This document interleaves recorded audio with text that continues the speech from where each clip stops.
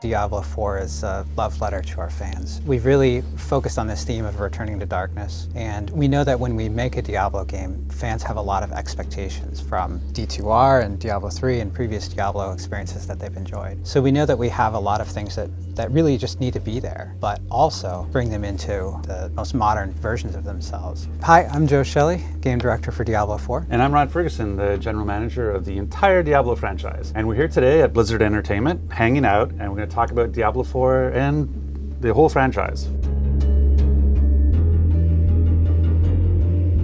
Diablo 4 is really all about choice, and it really manifests in all different aspects of the game. One of the things that in the previous Diablo games, they worked with iconics, and so there was this like, oh, you're this barbarian that's known from the history or the lore of the game. And now with the player customization, you create your barbarian. You can choose what they look like, what gender, hair, makeup, all the stuff that you want to do to really truly make it your barbarian. And so you can kind of create your own backstory. And then from that, you're in and choosing your skills. And you can choose very different skills that, that really make it your own. Where sort of like Diablo 3, which is great, but it sort of tied a lot of what you did to your gear. And so if you wanted to change your abilities, you just changed what you had equipped. And that's not the case in D4. Obviously gear is still very important to your build, but it's really about your skill selection that defines you. And then you take those choices into the game. The story is non-linear. So you can choose how to play out the story. You're in a shared open world. You can choose to go exploring instead of doing the story if you want to. You can go anywhere you want within Sanctuary and go do dungeons or go do other things and take on a world boss or go do a local event. So you have choice there. And then you have PvE versus PvP. So do you want to go and take on the story, campaign content, or do you want to go and fight other players? And it's one of our sort of PvP areas. And then it's who do you want to play with is a choice, right? You can play solo. It's a great game solo, but you can party up. Everything along the way is really about what you decide you want to do. And so that's why we talk about D4 is about choice, is because pretty much every step along the process, there's some things that you have agency over and you can decide how you want to play the game. All of the classes in Diablo 4 have this sort of unique feature that's unique to just that class. And the Necromancer has the Book of the Dead, where you decide, oh, I can have skeleton warriors. What kind of skeleton warriors do I want? Do I want aggressive, defensive? Do I want ones that create corpses for me to use as sort of raw materials? And then, oh, you can have mages. Okay, what kind of mages do I want to use? And oh, I can have golem. What kind of golem do I want to use? And so you can mix and match your warriors, your mages, and your golem to really create and customize the army that you have with you. And you never really had that experience before. And that's what really is one of the things that makes the new Necro really unique and interesting. I like to talk about Diablo 4 being the culmination of the franchise because it wants to respect the past. And so when you look at kind of what goes into Diablo 4, I like to use the formula that it feels like it's the dark tone of Diablo 1.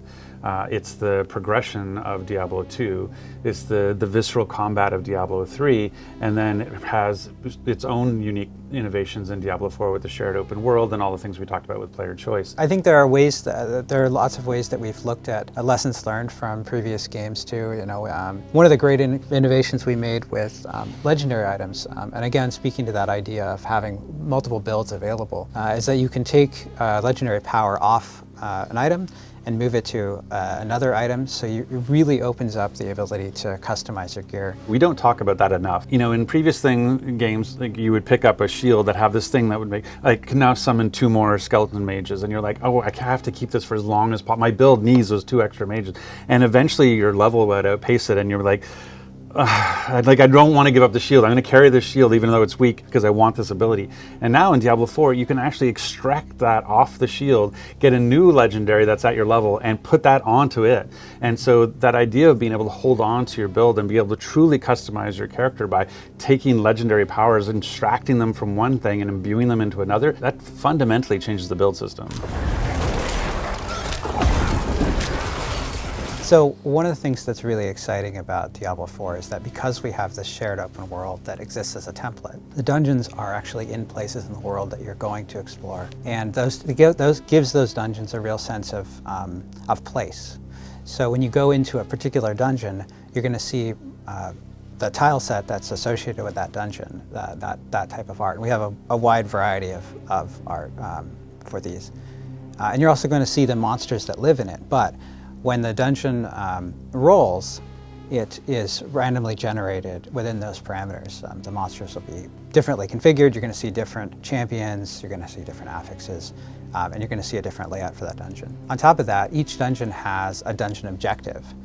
So when you go in, you might have an objective to slay a boss, but you might have an objective to track down 3 fallen idols and disable them. And so the completion objective for the dungeon is unique to each dungeon as well. And one of the things I really like when we play is that you go in and you don't know the objective. Like, there's not some magical person at the door telling you, by the way, the reason how you complete this is like you have to go in and discover the objective, which is really fun. And the dungeons actually play really well into our end game, right? Where you now not only do you have the dungeons that you're doing when you're playing through the campaign regularly for, say, new gear or a particular thing, but at the end, all of a sudden, you have nightmare dungeons. Where did you want to talk a little bit about like the sigils and that? You can upgrade the dungeons with these sigils to make them nightmare dungeons, and they become more dangerous. Additional affixes are applied to them that make the monsters more dangerous, or can even give you advantages. Right. And when you're getting these sigils, you'll get a wide variety of sigils with all kinds of different affixes on them. So there's, once again, player choice in which sigils you want to do. And if you get a sigil that is for a dungeon that is not as, you don't think is well suited to your class, you just skip that one and do a different one. Nightmare Dungeons is sort of our take on rifts. And so if you've played the previous, like Diablo 3, there's a thing in town and you just go to it and opens a portal and off you go, and you're standing in town going to it over and over. And now we have these Nightmare Dungeons which is kind of like running a rift in a way, but it has a sense of place. So now you have keys, and so Joe has sigils, I have sigils, and we're like, okay, where do we want to go? Like, we have to go somewhere now, and like, okay, let's mount up, get on our horses, and we're going to ride west, and because that dungeon has a particular type of loot that we want to have, or a type of gear that we want to get. And so I love that feeling of place and not just grabbing a portal in town every time. We know that it's fun to build your character and discover all these powerful builds. And we also think it's really important to have content to test yourself against. So we've really tried to expand the variety of activities. And as Rod said, the game, when you finish the campaign, you might be level 45 or something. Your character level goes up to 100 through Paragon points, and you get access to Whispers. You get access to Nightmare Dungeons, other endgame activities that we're still working on. We really wanted you to have a wide variety of things to do, and of course, you've got world tiers that are allowing you to step up make sure that the difficulty of the world stays on pace with the power of your character level. And to unlock those, you actually need to complete a dungeon to access that more difficult content. So it goes back to that idea of making a build, making it powerful, and then testing yourself against some challenge. And the Paragon point, so a Paragon system, if you played D3, you know the Paragon system in Diablo 3, but it was just basically sliders and on a couple of different aspects of your character. In Diablo 4, Paragon is an actual board that, think of it as a checkerboard. It's much more granular than that, but for simplicity's sake, I'll say a checkerboard. And you have to navigate your way by sort of unlocking squares as you move across the board. And each of those squares could be +5 strength, or a different ability, or something that enhances your skills. And so you're able to click these different boards together and make your own path through. So that's one of the things we really like about Diablo 4, is that even if Joe and I both were creating a barbarian, and even if we both wanted to be whirlwind barbarians as an example, we could still have completely different builds. And that's what really makes, I think, Diablo 4 unique, is that we're not ending up at the same place. There's a lot of games that when you're done, everybody's the same, and that's not the case in D4. And so I think people are going to love the new Paragon system. That idea is so much more richer than we've ever had before as a Paragon system.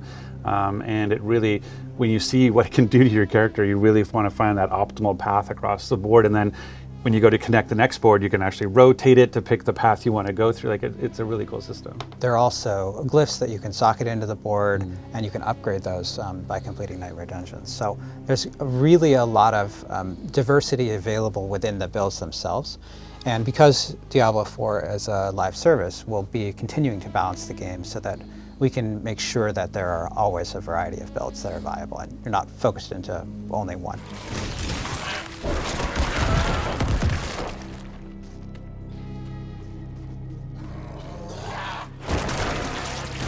There's a lot that we're looking at doing for post-launch. We have a lot of plans when you think about what, in terms of seasons, but not the way that seasons are for Diablo 3. There's a sort of a twist on that. And we do want to continue to expand the world and tell new stories and continue to tell stories that are happening within Sanctuary. So I think people are going to be really excited about what kinds of content and features and things they'll be able to do post-launch, because that's one of the things we really learned a lot. I think a lesson from Diablo 3 is that we've had, like I said, we've had great success with the seasons in Diablo 3, where still millions of players come back and play for hundreds of millions of hours, but we know that they want more, and that's what I really feel great about what so much Diablo is coming now, is that we're actually able to sort of help satiate some of the fan desires. And what they're really going to get at Diablo 4 is not only a great launch, but a very rich post-launch. All right, Joe, thanks for hanging out, talking about D4 and the franchise. That's it from us, so I hope you stay tuned. We have lots of stuff to talk about coming up, especially, more D4.